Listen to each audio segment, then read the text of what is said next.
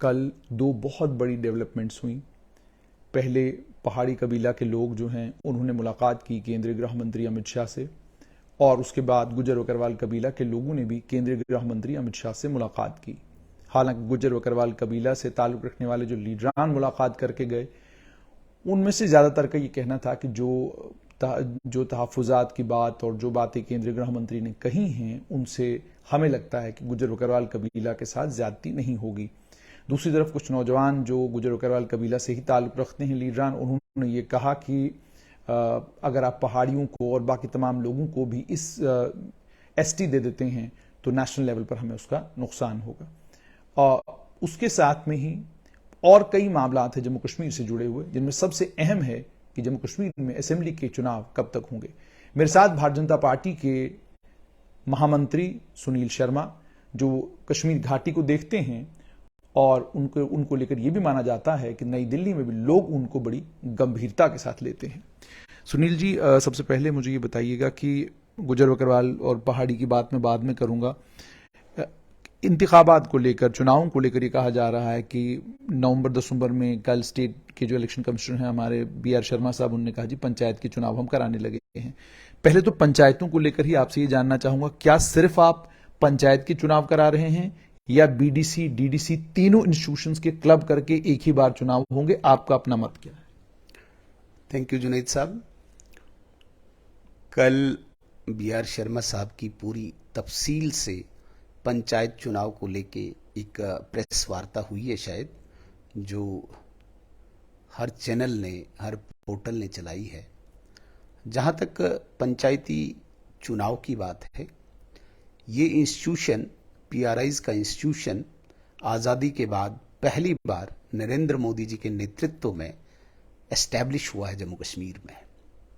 जो कमिटमेंट नरेंद्र मोदी जी ने लाल किले से की थी कि मैं पंचायत चुनाव भी करूंगा, और 73rd 74th अमेंडमेंट, जिसके लिए जम्मू कश्मीर स्टेट यूनिट ने डॉक्टर निर्मल सिंह जी जब प्रदेश अध्यक्ष थे तब से एक मुहिम चलाई थी कि यहाँ पे एस्टेब्लिश होना चाहिए, वो 2018 में शुरू हुआ और 2021 फरवरी में संपूर्ण हुआ। 3 साल लगे इस इंस्टीट्यूशन को एस्टेब्लिश करने में। और जो पंचायत चुनाव 2018 नवंबर-दिसंबर में हुआ था, उसका कार्यकाल इस साल 2023 नवंबर-दिसंबर में पूरा होगा। और इसी प्रकार से जो 2 टीयर्स हैं, चाहे BDC है, DDC है, अगले 1 साल और अगले 2 साल में पूरे होंगे। जहां तक हमारी इंफॉर्मेशन है या जहां तक सुनने में आया है कि ये पूरा इंस्टीट्यूशन एक बार ही बनता है और हर साल चुनाव स्टेट एक्सचेकर पे बोझ पड़ता है और सिक्योरिटी मामलात में भी बहुत ज़्यादा दिक्कत होती है, तो एक बार इस पूरे इंस्टीट्यूशन का चुनाव हो तो वो बेटर रहता है। क्योंकि फर्स्ट टाइम एस्टैब्लिश होना था, इसलिए 3 साल लगे। अभी कोई प्रेसिडेंट नहीं बनना चाहिए फॉर एवर के लिए कि हर साल 3 साल में, हर बार 3 साल में ये इंस्टीट्यूशन एस्टैब्लिश हो। इसलिए मेरा भी मानना है कि इसका चुनाव एक बार होना चाहिए और एक प्रेसिडेंट बनना चाहिए कि एक ही बार इन तीनों टीयर्स का चुनाव होना चाहिए। अब स्टेट इलेक्शन कमीशन अभी जो अपॉइंट हुए हैं कमिश्नर साहब, बहुत ही इंटेलिजेंट, काबिल आदमी है। उनका क्या डिसीजन होगा, जम्मू कश्मीर के जो प्रशासन है उनका क्या डिसीजन होगा, वो आने वाले दिनों में तय होगा। लेकिन चुनाव लगभग संभव है और चुनाव ड्यू भी है, जिसका इंतजार हम कर रहे हैं। उसके अलावा मुझे ये इसका मतलब आप साफ तौर पर ये कह रहे हैं कि BDC, DDC तीनों इंस्टीट्यूशंस को आप भंग करें और एक साथ ही तीनों के चुनाव कराएं, ताकि ये ना हो कि आप एक साल पहले पंचायत के कराएंगे, फिर साल के बाद आप BDC के कराएंगे, फिर 1 साल बाद आप DDC कराएंगे। तो इससे बेहतर है कि एक ही बार तीनों इंस्टीट्यूशंस के चुनाव हो जाएं। मैंने कहा कि पहली बार ये इंस्टीट्यूशन एस्टैब्लिश हुआ था, 3 साल लगे। अन्यथा पूरे देश में या जहां पे भी चुनाव होता है PRIs का, वो एक बार ही होता है। और चूंकि फर्स्ट टाइम ये हुआ था, 3 साल एस्टैब्लिश होने में लगे। हो सकता है कि फर्दर ये प्रेसिडेंट न बने कि हर साल चुनाव हो। जिस प्रकार के संकेत मिलते हैं स्टेट इलेक्शन कमीशन के, हो सकता है पूरे इंस्टीट्यूशन के एक ही बार चुनाव हो। म्युनिसिपैलिटी को लेकर क्या कहेंगे? क्या वो चुनाव भी अपने समय पर होंगे या उन चुनावों को आप आगे करने जा रहे हैं? क्योंकि लोग अब ये भी पूछने लगे हैं कि अगर पंचायत को लेकर तो बिगुल आपने बजा दिया, म्युनिसिपैलिटी का क्या करेंगे? एक बात मैं स्पष्ट करना चाहूंगा जुनेद साहब, हम ना आगे कर सकते ना पीछे कर सकते, ना ही हम उस जगह पे हैं कि कोई डिसीजन मेकिंग में हमारा कोई रोल है। लेकिन एक ब्रिज के नाते भारतीय जनता पार्टी इस वक्त रोल कर रही है एडमिनिस्ट्रेशन, सरकार और पब्लिक के बीच में। जहां तक म्यूनिसिपैलिटीज की बात है, पंचायत से पहले म्यूनिसिपैलिटीज का कार्यकाल पूर्ण होगा और अक्टूबर में ही पिछली म्यूनिसिपैलिटीज बनी थी, यूएलबीज के इलेक्शन हुए थे। और इस बार भी पंचायत के साथ साथ मुझे लगता है कि उससे पहले ही अक्टूबर में ही म्यूनिसिपैलिटीज के भी चुनाव होंगे, जो तय भी हैं और जो संकेत, जो इंडिकेशंस अभी आ रही है, म्यूनिसिपल चुनाव भी होने जा रहे हैं। म्युनिसिपल चुनाव की बात भी हो गई, लेकिन बड़े दल जितने भी हैं वो इस चीज़ को लेकर परेशान हैं कि जी आपने पहले कहा था डिलिमिटेशन होगी, फिर चुनाव होंगे, फिर पूर्ण राज्य का दर्जा मिलेगा। अब डिलिमिटेशन हो गई, अब आप चुनाव नहीं करा रहे हैं। और जब आप घाटी के किसी भी बड़े नेता से बात करते हैं तो पहली बार ये देखने को मिल रहा है कि उन्हें खुद भी नहीं पता कि जम्मू कश्मीर में क्या होने जा रहा है। तो वो आपको ये कहते हैं कि जी हमको तो नजर नहीं आ रहा है कि 2026 तक तो कोई असेंबली के चुनाव जम्मू कश्मीर में नहीं होने वाले। तो एक तो ये कि आखिरकार क्या वजह है, ये जो बात कश्मीर के सीनियर लीडर आपसे करते हैं और कहते हैं जी 2026 तक चुनाव नहीं होंगे, और दूसरा ये कि इन्होंने चुनाव कराने ही नहीं हैं, बीजेपी की अपनी पोजीशन खराब है इसलिए ये चुनाव नहीं करा रहे हैं, ये सारी बातें कैसे देखते हैं? जुनेद साहब, सबसे पहले ये बात मैं आपके साथ स्पष्ट करना चाहूंगा। भारतीय जनता पार्टी ने जितनी भी नामुमकिन बातें थी उनको मुमकिन कर दिया, असंभव चीजों को संभव करके दिखाया। हमने कहा था कि 370 हटेगा, हमने कहा था रिऑर्गेनाइजेशन होगा, हमने कहा था डिलिमिटेशन होगा। और घाटी हो या किसी भी विपक्षी दल के नेता थे, उनको ये बात कभी हजम नहीं हुई कि भारतीय जनता पार्टी जो कहती है, जो कमिटमेंट करती है, वो करती नहीं है, वो हजम ही नहीं हो रही थी। और 370 भी हटा, रिऑर्गेनाइजेशन भी हुआ, डिलिमिटेशन भी हुआ। इस सारे में एक प्रोसेस में टाइम लगता है, समय लगता है। ये ओवरनाइट पॉसिबल नहीं है कि ये सारी चीजें सुबह आपको थाली में सजी हुई मिलेंगी। 370 2019 में हटा, रिऑर्गेनाइजेशन एक्ट आया, उसके तहत जितने भी नेशनल लेवल के कानून थे वो इम्प्लीमेंट हुए, उनको इम्प्लीमेंट करने में टाइम लगा। डिलिमिटेशन कमीशन बना, डिलिमिटेशन कमीशन ने अपनी पूरी एक्सरसाइज की। उसके बाद रिपोर्ट आई मई 2022 में, उसके बाद इलेक्टोरल वो रिवीजन चला। अभी आई थिंक फरवरी या मार्च में वो कंप्लीट हुआ है। भारतीय जनता पार्टी ने, विशेषकर हमारे गृह मंत्री ने संसद के पटल पे कहा है वहां पे चुनाव होगा। जब भी इलेक्शन कमीशन ऑफ इंडिया ये समझे कि वहां पे चुनाव कराने हैं, वहां पे जो भी सरकार की तरफ से जितनी भी सुविधाएं, जितनी भी facilitation election commission of India को चाहिए, वो उपलब्ध करवाई जाएंगी। और उसके साथ साथ स्टेट हुड भी टाइम पे मिलेगा। अब जो ये सारी प्रक्रिया थी, जो ये सारा प्रोसेस था, उसमें 2-3 साल लग गए। चाहे उसमें डिलिमिटेशन का कमीशन का काम था, चाहे उसमें चीफ इलेक्शन ऑफिसर का काम था, इलेक्टोरल रिवीजन को, समरी को रिवाइज करना, वो सारा प्रोसेस हो चुका है। अब जहां तक हमें लगता है सरकार ने, और जिसमें आदरणीय उपराज्यपाल जी ने भी स्पष्ट कर दिया कि हमने चुनाव आयोग को कह दिया है कि जब भी आपका मन बने आप तैयार हो जाएं। सरकार बिल्कुल तैयार है। जब election commission of India decide करे कि हमने चुनाव करने हैं, तो वहां की सरकार हो या यूनियन गवर्नमेंट हो, दोनों ने अपनी तरफ से रजामंदी दी है कि आप चुनाव करें। अब इससे ये स्पष्ट होता है कि आने वाले दिनों में, चाहे चूंकि हमारे पास जो विंडो है वो अभी अक्टूबर नवंबर की है, उसके बाद वहां पे सर्दियां आती है, बर्फ आती है, स्नो बाउंड एरियाज हैं जहां पे पॉसिबल नहीं है सर्दियों में चुनाव करना, फिर अप्रैल में आता है। तो ऐसी उम्मीद लगाई जा रही है कि चलो अक्टूबर नवंबर में नहीं तो अप्रैल में ही चुनाव हो, तो जिसमें इलेक्शन कमीशन। अप्रैल में तो आपके लोकसभा के चुनाव होंगे, तो फिर लोकसभा के चुनावों के साथ ये चुनाव कराना और सिक्योरिटी पैराडाइम को ध्यान में रखते हुए क्या आपको लगता है ये संभव हो पाएगा? तो फिर सीधी सी बात समझ में आती है कि आपको लोकसभा के चुनावों के बाद जाकर जो है फिर चुनाव होंगे। नहीं, ऐसा नहीं है। असेंबली का चुनाव भी लोकसभा के साथ हो सकता है और उसमें मुझे नहीं लगता है कि जो सिक्योरिटी पॉइंट ऑफ व्यू से जो बात आप कर रहे हैं, सिक्योरिटी वही पार्लियामेंट्री इलेक्शन के लिए भी लगेगी, वही सिक्योरिटी असेंबली के लिए भी लगेगी। जहां तक विपक्षी दलों की आपने बात कही कि भारतीय जनता पार्टी की पोजीशन ठीक नहीं है, मैं आपको स्पष्ट कर देना चाहता हूं।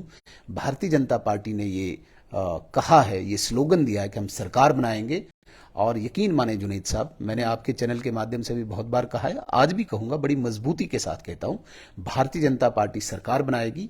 आम जनमानस की जो उम्मीदें हैं, आशाएं हैं, वो केवल भारतीय जनता पार्टी में उनको दिखती है। नरेंद्र मोदी जी जिसका नेता है और जिस नेतृत्व में इस वक्त भारत बड़ी स्पीड से उन्नति और प्रगति कर रहा है, उसी पर लोगों ने आशाएं जताई है। जम्मू कश्मीर के किसी भी भाग में आप जाइए, किसी भी कोने में आप जाइए, भारतीय जनता पार्टी के प्रति उम्मीदें हैं और उसमें किसी को संदेह नहीं होना चाहिए। जहां तक बात आती है इलेक्शन कमीशन ऑफ इंडिया, दो चीजें हैं। एक, इलेक्शन कमीशन ऑफ इंडिया की मर्जी कब है, उनकी इच्छा कब है, या उनका जो गोल है वो क्या है, वो अलग चीज है। जहां तक बात आती है भारतीय जनता पार्टी, वो 24 घंटे सातों दिन तैयार है। जब चुनाव हो हम तैयार हैं और हम सरकार बनाने के लिए चुनाव लड़ेंगे, ये मैं स्पष्ट करना चाहता हूं। अब हमें भी इंतजार है, जैसे दूसरे विपक्षी दल हैं वैसे भी हम भी एक दल हैं जम्मू कश्मीर में। जिस प्रकार से उनको भी उम्मीद है, जिस प्रकार से उनको भी इंतजार है, उसी प्रकार से हमें भी इंतजार है। विवशता ये है कि भाई ये सारा जो है ऑटोनॉमस बॉडी है इलेक्शन कमीशन ऑफ इंडिया, उनका जब भी डिसीजन होगा हम तैयार हैं और हम सरकार बनाएंगे। मुझे बताइएगा कि लोग कह रहे हैं कि आपने अब जाकर मॉनसून सत्र में पहाड़ी और पाडरी और उसके अलावा गड़ा ब्राह्मण और कोली, इन 4 बिरादरियों को आप एसटी स्टेटस देने जा रहे हैं। लोग ये कह रहे हैं कि ये आप इसलिए कर रहे हैं क्योंकि आपने आगे चुनाव में जाना है, तो उससे पहले आप इन तमाम बिरादरियों को पेलिकेट करना चाहते हैं। दूसरी तरफ गुज्जर समुदाय के जो नौजवान हैं, वो कल भी मैं कई सारे वीडियोस देख रहा था जिसमें वो यही कह रहे थे कि जी हम बर्दाश्त कतई नहीं करेंगे कि एसटी के साथ कोई छेड़छाड़ हो। हालांकि उनके लीडरों से आज मुलाकात हुई तो उन्होंने बात की कि नहीं, दोनों कम्युनिटीज को बैठकर अब इसको देखना है कि आगे कैसे लेकर जाना है। तो क्या आपने वाकई चुनावों को ध्यान में रखते हुए अब जाकर बिल्कुल इस मॉनसून सत्र में एसटी का ये बिल लाया है? एक बात मैं पहले क्लियर करना चाहूंगा, जिसमें आपने पहाड़ी के साथ साथ गड्ढा ब्राह्मण और पाडरी या और भी एक कास्ट को जोड़ा, कोहली को जोड़ा, ये ऐसा नहीं है। पहाड़ी एक ट्राइब है, उसको इस बार शेड्यूल में लाया है। पाडरी एक ट्राइब है, उसको शेड्यूल में लाया है। जहां तक गद्दा ब्राह्मण की बात है या कोहली की बात है, वो मुझे लगता है कि इस ट्राइब में, इस शेड्यूल में नहीं है। वो कास्ट आधारित रिजर्वेशन है जिसे हम ओबीसी में मानते हैं, अदर बैकवर्ड क्लासेस में मानते हैं, और गद्दा ब्राह्मण और कोहली जो है वो ओबीसी में हो सकती है, शेड्यूल में नहीं हो सकती है। ये एरिया डिपेंडेंट है, लिंग्विस्टिक है। और जिस प्रकार से आज से नहीं, लगभग 3-4 दशक से राजौरी, पुंछ, उड़ी और केरन करना के लोग डिमांड कर रहे हैं, और जम्मू कश्मीर की सरकार ने आज से 3-4 दशक पहले इनके वेलफेयर के लिए भी एक बोर्ड बनाया था। मतलब कहने का है कि ये स्पष्ट है कि ये एक अलग एक ट्राइब है जो बॉर्डर के आसपास रहते हैं, इनकी अपनी लैंग्वेज है, इनका अपना सारा तंत्र जो है वो अपना अलग से चलता है, और इनकी डिमांड बड़े लंबे समय से थी। आज तक की सरकारों ने इनको केवल मुझे लगता है कि लॉलीपॉप दिया है और इनके लिए कुछ किया नहीं। जब भारतीय जनता पार्टी की सरकार आई, इस ट्राइब ने फिर डिमांड उठाई, मांग उठाई, और भारतीय जनता पार्टी की सरकार ने इनको कमिटमेंट की कि हम आपके लिए जरूर न्याय करेंगे। तो ये प्रोसेस शुरू हुआ कुछ समय पहले, 1-1.5 साल पहले। इसमें एक कमीशन बना, जस्टिस जीडी शर्मा साहब जो इस कमीशन को हेड करते थे, उन्होंने पूरा इस पर एक्सरसाइज किया। इवन की जो सेंसस का यहाँ पे ऑफिस है वो भी बीच में आए। जितने भी इसमें जिस भी प्रकार की जो एक्सरसाइज होनी थी वो सारी हुई, और इस ट्राइब को माना कि ये इस शेड्यूल में आनी चाहिए। और चूंकि वहां पे हमारे पास ऑलरेडी गुज्जर बकरवाल भाई शेड्यूल ट्राइब में आते हैं, उनको उनके साथ अन्याय न हो उसको भी ध्यान में रखा गया, और इस सब पर एक्सरसाइज होने के बाद इस ट्राइब को शेड्यूल में डालने की पूरी कोशिश की गई। और मैं साथ में जोड़ना चाहूंगा, पाडरी ट्राइब जो है वो भी इस शेड्यूल में इसलिए डाली क्योंकि ये भी एक अलग सेपरेट एक ट्राइब है जो यहाँ जांस्कार से लेके पांगी हिमाचल तक मिलती है। दोनों पार्ट्स में, हिमाचल के उस पार्ट को भी शेड्यूल ट्राइब में रखा गया जो पांगी है, और कारगिल के जांस्कार को भी ऑलरेडी शेड्यूल ट्राइब में रखा गया था। केवल पाडर बचता था, और इस वक्त इन्होंने उचित समझा इस कमीशन ने कि इसको को भी इसमें जोड़ा जाए। लिहाजा ये 4 पॉकेट्स जो है राजौरी, पुंछ, उड़ी, करना और पाडर, इसको इस शेड्यूल में डालने के लिए पूरा प्रयास किया गया, पूरी कोशिश की गई, पूरी एक्सरसाइज की गई, जिसमें कुछ लोगों ने कंफ्यूजन क्रिएट करने की कोशिश की हमारे गुज्जर बकरवाल भाइयों के साथ। आपने देखा होगा नवंबर दिसंबर में भी इन्होंने काफी प्रोटेस्ट वगैरह शुरू किया था। उस वक्त भी मैंने कोऑर्डिनेट किया था ऑनरेबल होम मिनिस्टर साहब के साथ। उस वक्त भी गुज्जर कम्युनिटी के लोगों को मिलाया था। उस वक्त एक ही डिमांड थी गुज्जर कम्युनिटी, बकरवाल कम्युनिटी के भाइयों की, कि भाई हमारे हक में हमें मतलब छीनना नहीं चाहिए, हमारे हक में कोई भागीदार नहीं बनना चाहिए। ऑनरेबल होम मिनिस्टर साहब ने उस वक्त भी कमिटमेंट की थी कि आपका जो हक है रिजर्वेशन का, चाहे नौकरियों का है, चाहे प्रोफेशनल कॉलेजेस का है, बिल्कुल आपका हक वहीं पे रहेगा। अलग कैटेगरी बना के जो बाकी लोग हैं उनको हक मिलेगा, लेकिन आपके हक का भागीदार नहीं बनेगा। मैं आपको ये कहना चाहूंगा, जो कमिटमेंट ऑनरेबल होम मिनिस्टर साहब ने तब की थी, उस कमिटमेंट को निभाया। जो भी लोग आए थे यही डिमांड उनकी थी, मैं भी उनके बीच में था। कल भी चूंकि मैं पहाड़ी डेलीगेशन के साथ भी गया, गुज्जर कम्युनिटी के डेलीगेशन के साथ भी था, जो डिमांड उस वक्त उन्होंने की थी, कल भी ऑनरेबल होम मिनिस्टर साहब ने स्पष्ट किया कि जो आपकी रिजर्वेशन है, उस रिजर्वेशन में कोई दूसरा भागीदार नहीं बनेगा। बिल्कुल किसी भी कीमत पे, चाहे आपके एडमिशंस हैं प्रोफेशनल कॉलेजेस में, चाहे आपके नौकरियों का मसला है, रिजर्वेशन बिल्कुल जो आपको परसेंटेज है, उस परसेंटेज में 0.0% भी किसी को नहीं दिया जाएगा, वो आपका रहेगा। लेकिन जिनके लिए रिजर्वेशन की बात हुई है, वो अलग से उनकी दूसरी कैटेगरी, उनका अपना हक बनेगा। आपके हक का हिस्सेदार कोई नहीं बनेगा, जिससे गुजर बकरवाल के कम्युनिटी के लोग बिल्कुल संतुष्ट हुए।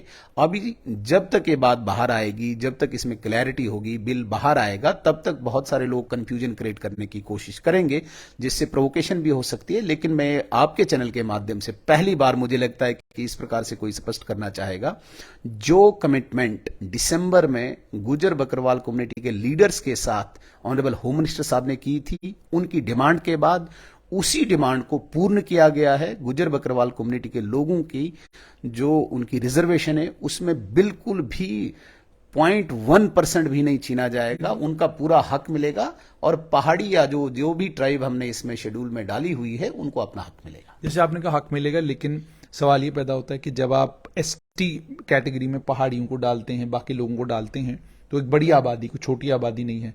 जब ये आबादी डल जाती है, तो इस आबादी के डलने के बाद तो ठीक है, आप जो केंद्र शासित प्रदेश के स्तर पर है, वहां पर तो कोई फर्क नहीं पड़ने वाला, क्योंकि वहां आप ब्रैकेट करके उनकी कम जो उनकी रिजर्वेशन है वो अलग कर देंगे।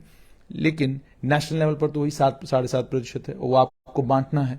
और पॉलिटिकल रिजर्वेशन का जहां तक ताल्लुक है, उसमें भी तो आपको कोई नई नोटिफिकेशन निकालने की जरूरत नहीं है, वो तो पॉलिटिकली रिजर्व्ड है एसटी के लिए। तो जो भी एसटी है, जाहिर सी बात है, उसका भी हक उस सीट के ऊपर हो गया। तो क्या आपको नहीं लगता कि ये दो बड़ी मांगे हैं, जो बड़ी बातें थी दो, ये दोनों एड्रेस नहीं हो रही हैं इसकी वजह से? देखिए जुनैद साहब, सबसे बड़ी बात होती है कि मुझे जो मिल रहा है, इसका ये कतई मतलब नहीं होना चाहिए कि दूसरे को बिल्कुल भी न्याय नहीं मिलना चाहिए।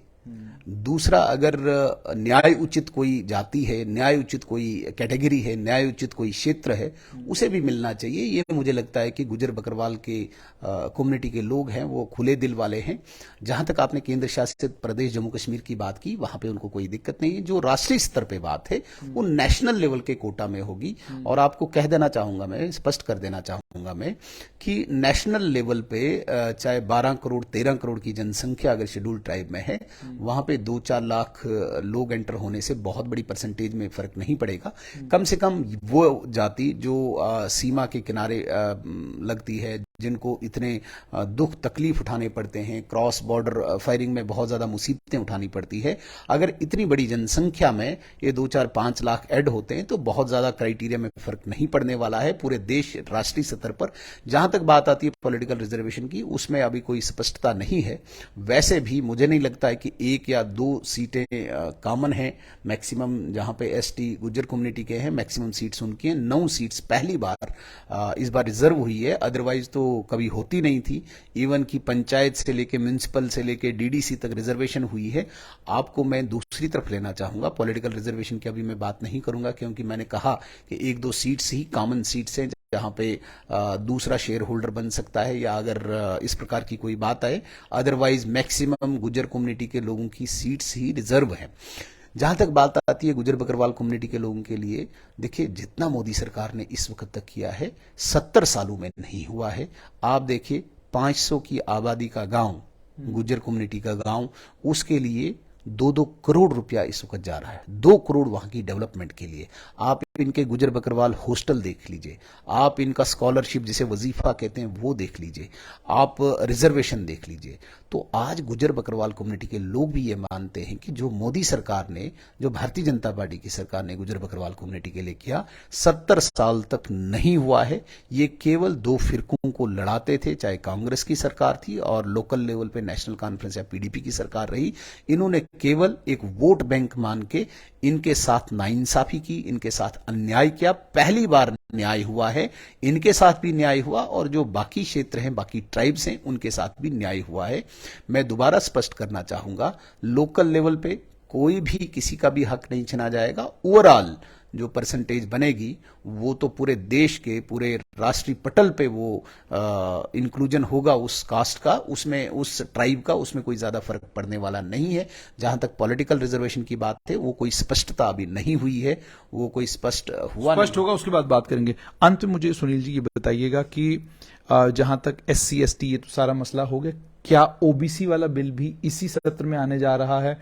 और जो बार बार कहा जा रहा है कि RBA को खत्म करके, और कुछ एक कैटेगरीज और हैं जो कैटेगरीज जिनको लेकर ये इल्जाम लगता था कि ये सियासी तौर पर बनाई गई कैटेगरी है, इसका जमीन के साथ कोई लेना देना नहीं है, तो क्या वाकई OBC भी इसी बार आने जा रही है?